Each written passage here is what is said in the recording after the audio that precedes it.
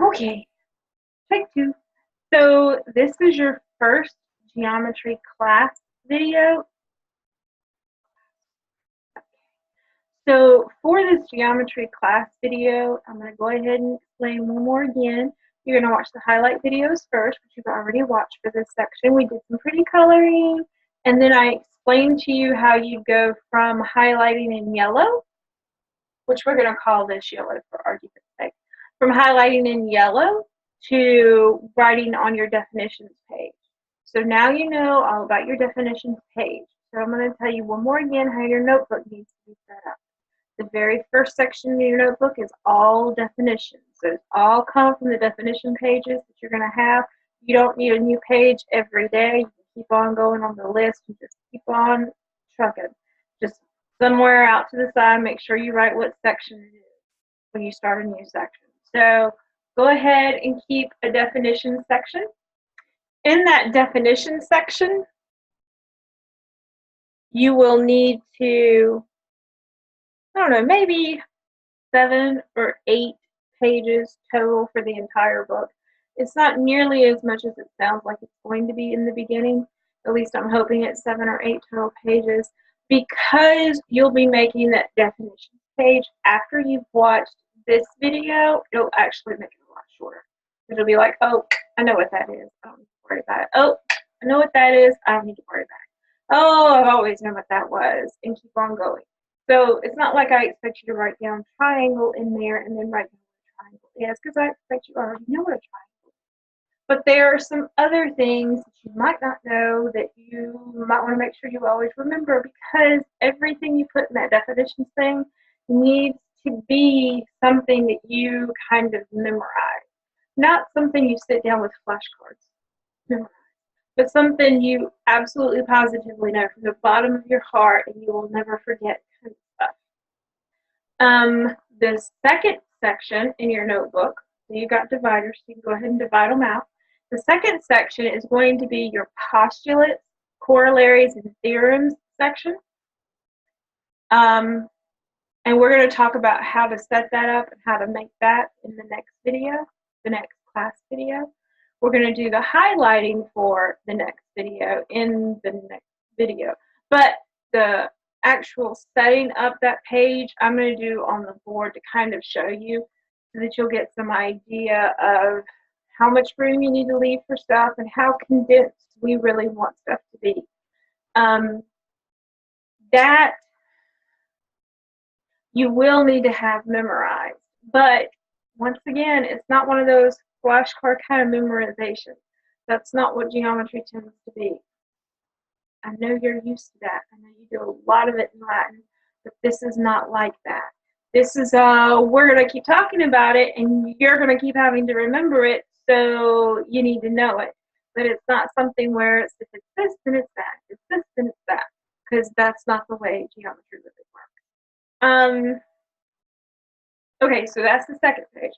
The first section is the definitions. The second section is the theorems. The third section should be your class notes. That's all the stuff you get with me. Oh, you get to see me. Isn't it great? Not just seeing my hands, but actually seeing me, because you know how to do it. Okay, so that's the third section. And then the fourth section can be like your homework and stuff. And then after that's where you can keep your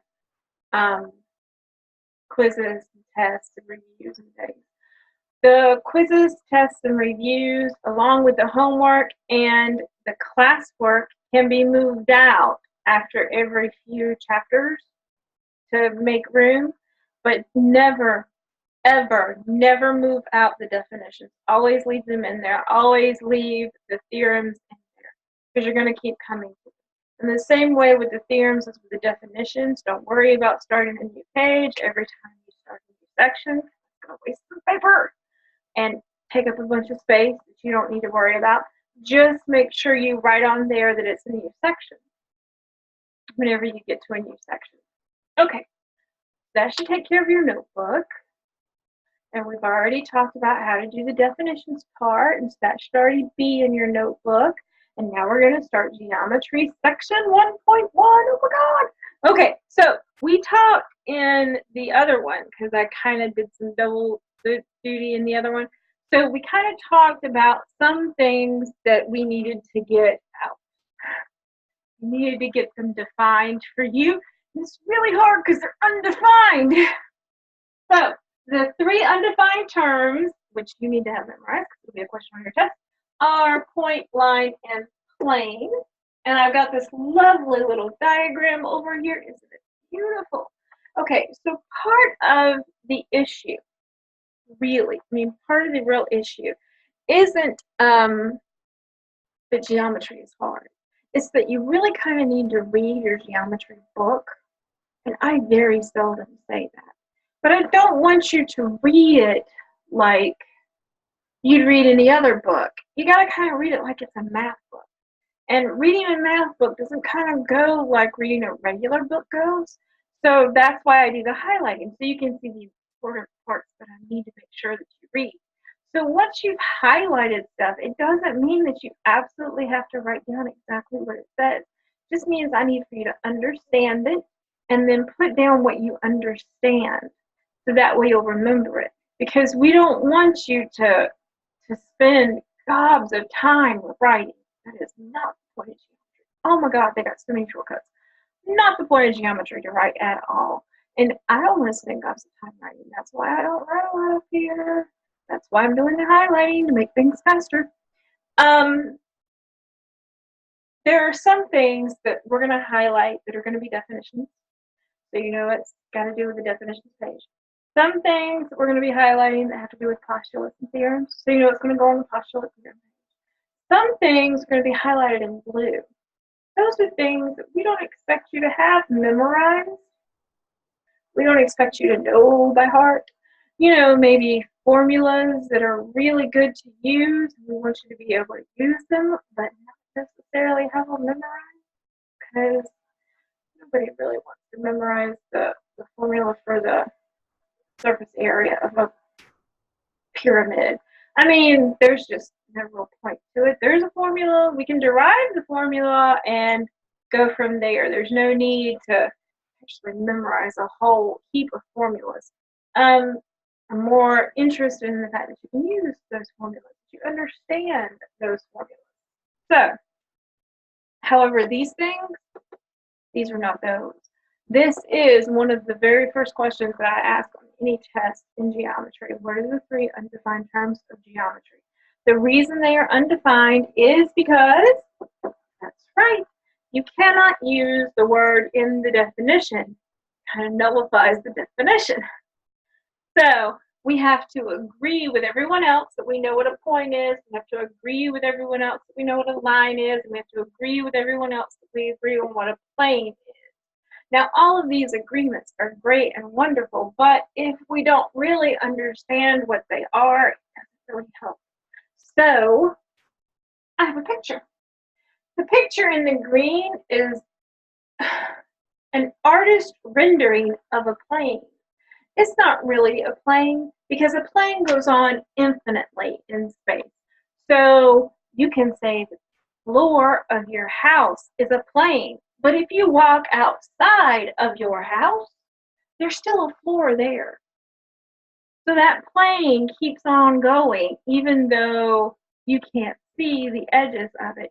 It'll just keep on going forever and ever. Now we have to draw edges in order to do an artist rendering. So that's why there are edges to this. Just like there is a line. And this line does have arrows on both sides, even though that one's kind of hard to see, but it's an arrow. So since this line has arrows on both sides, we know that it is technically a line, and it keeps on going forever and ever, even though we don't draw it forever and ever. Points do neither. Point is just one singular point in space. Doesn't mean that it has to be on this plane, although it is. Doesn't mean that it has to be a part of that line. In this case, it's not. Points are always used with capital letters, never lowercase. Lines are always done with points in them, preferably 2. You have to have 2 points for the line. Or you could have a lowercase letter, just 1 letter. So I could call this line K if I wanted to. Put a little K up here so you can see that it was a K. It would be a lowercase K. Obviously, not what I really wanted to do, so I'm going to take it off. Okay, now, I really want to jump in and tell you some things that I know about points, lines, and planes, but I'm supposed to hold back. This is me trying to hold back a little bit. Okay, so if we were to talk about examples of points in space, well, there's one point in space. Hold your finger up, the very tip of your finger, that's another point in space. A better example, hold your pencil up, the very tip of your pencil, that's a point in space. Just a point. Not a bunch of points, just one little teeny tiny point. Hold up a teeny tiny pin, that is a point in space. Examples of lines, real life examples. So any line on your floor, because I know you have tile floor. Any line on your floor is a line. It keeps on going forever and ever. It's not just that one little block. It'll keep on going and keep on going and keep on going. So pretend that it keeps on going outside of the house as well. And pretend that it keeps on going outside of Phoenix as well. And pretend that it keeps on going outside of the stratosphere as well. I'm just saying, that's what lines technically do. We don't draw them that way because we want to be able to draw them, but that's what they technically do. Planes, examples of real life planes. Any wall is a plane. Now, some walls are shorter than other walls. Want proof? Look at your kitchen. Yeah, I happen to know what your kitchen looks like. Isn't that nice? So if you look at your kitchen, you can tell that there's one wall that's about 6 foot tall, and then there are other walls that are like 10, 12 foot tall. So obviously, some planes show more than other planes do, but they're both planes. And you have to deal with the understanding the plane keeps on going, not just outside of the house, but on up into the space, and keep on going past the moon and on up to all those stars that you see. That's where the plane goes. Okay, so that's point, line, and plane. Any line we usually label with the letters that go with the point. So when I'm talking about point P, I write point P because nobody wants to write the word point. They just don't. So they're going to simplify it by saying point P.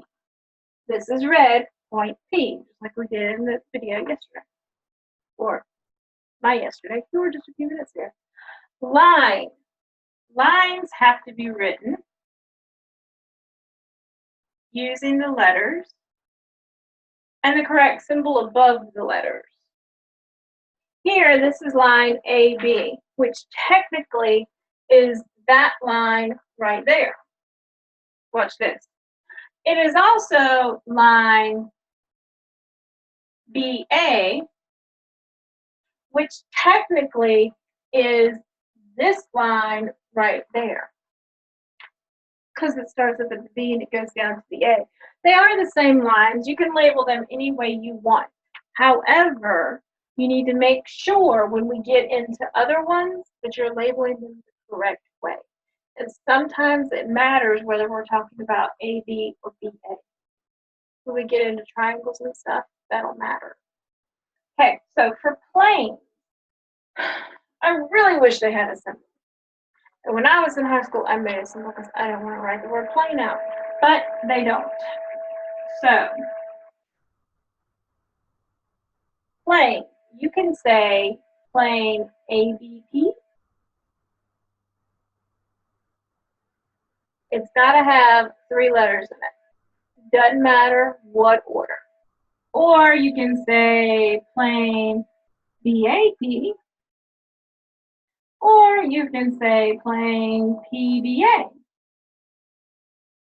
Or you can say plane PAB. You get the example, right? There are multiple ways of saying it.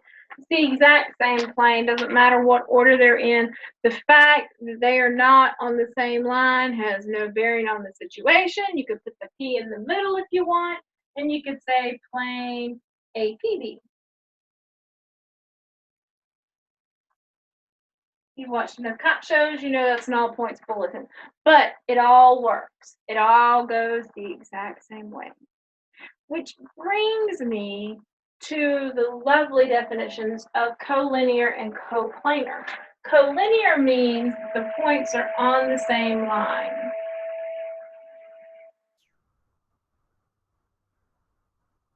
While coplanar means the points are on the same plane.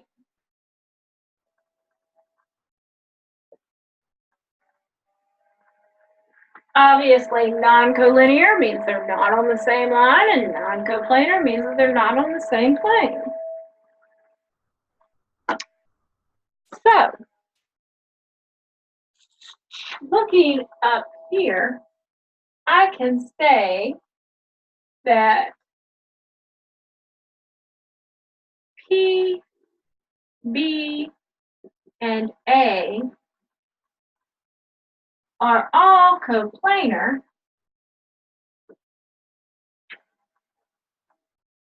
but not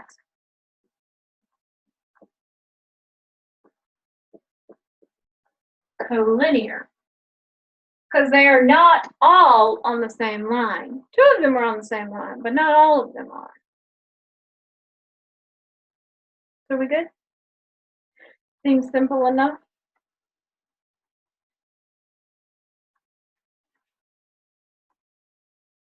Okay, let's see how this erases.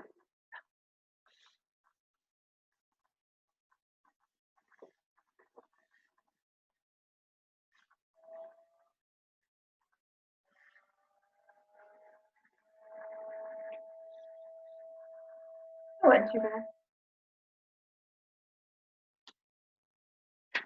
A little bit more.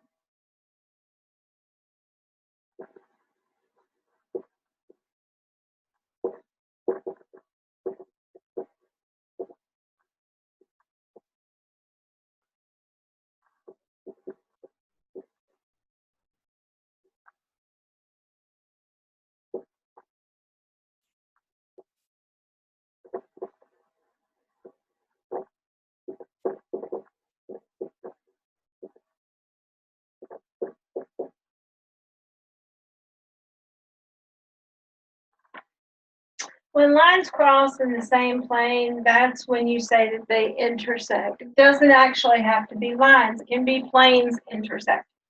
But when lines cross, and these lines are crossing, and they have to be in the same plane because they're in the plane of the board. That's a trick us math people use a lot. We talk about the plane of the board. It happens. So where they cross, here at point C, we'll call this line K and line L. Where they cross is said to be the intersection. So point C, that is not a C, Joanna. Ooh. Point C is the intersection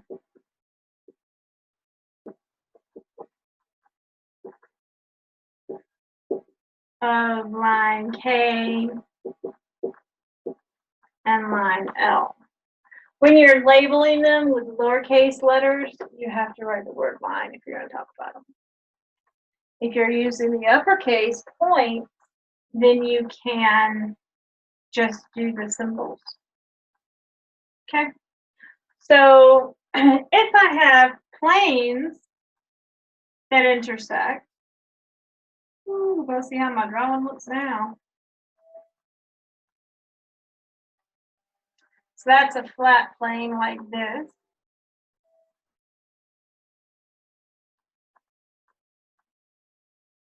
That's a vertical plane like that.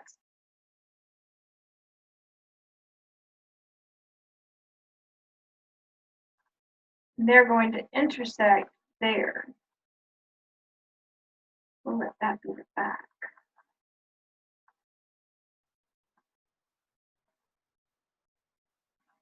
Back. So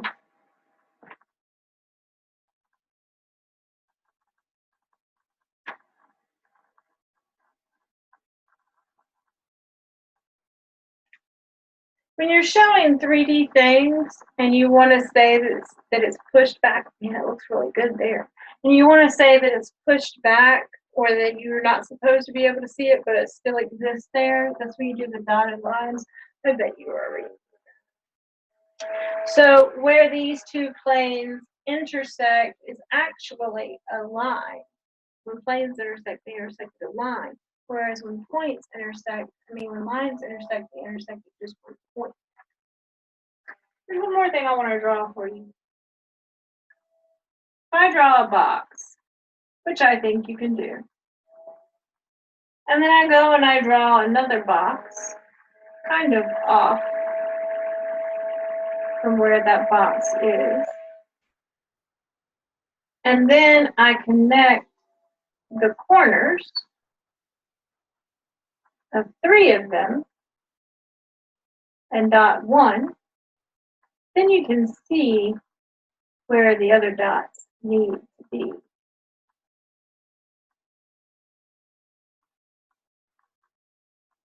Which is how you draw a cube. It's really good up there. Okay. So that is it for section 1.1. Shouldn't have been anything in it that was scary, nothing in it that made you want to retch. Geometry is actually something you're really going to love. You're really going to love it. I know you, trust me, you're going to love it. Even your brother will love it. I promise Isaac will love it. Okay, so that brings us to the classwork homework section. Now, it's a little bit iffy in the beginning as to classwork and homework. And what I mean by that is I'm actually going through and reading them all and trying to make sure that they're ones that not only you can do, but that are going to be beneficial to you, especially with the way they write the answer. We'll talk more about that in the upcoming section. So sometimes your classwork and homework is going to be really light, even though I really kind of need you to focus on the notes. And sometimes your classwork and homework are going to be kind of normal, and I'm still going to need you to focus on the notes. So make sure you always go back and look at the notes. Okay, so classwork is on page 5 out of the practice exercises. Numbers 15, 19, 23, and 29.